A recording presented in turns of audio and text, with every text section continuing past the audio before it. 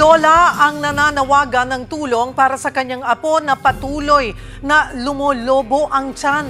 Para bigyan ng mukha ang balita, Mobile Journal, Yeda Pascual.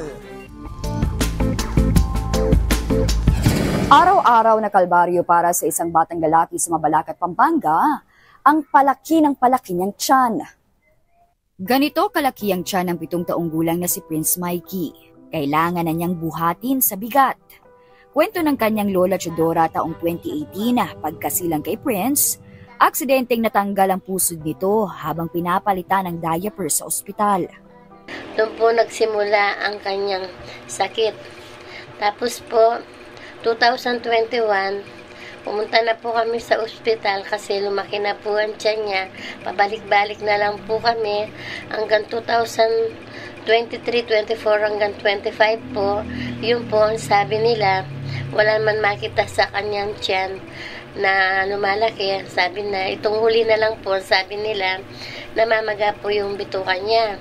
Ang unang sabi raw ng doktora, nagkaroon ng tubig sa baga kaya lumobo ng ganito ang tiyan ng bata. Ngayong taon, dinrin na ang tubig sa tiyan ni Prince Mikey.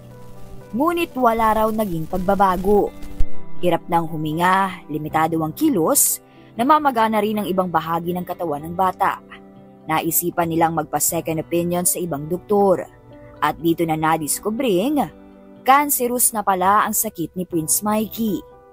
Napakaraming test na raw ang ginawa sa bata, pero hanggang ngayon, wala pa rin itong schedule kung kailan mauoperahan.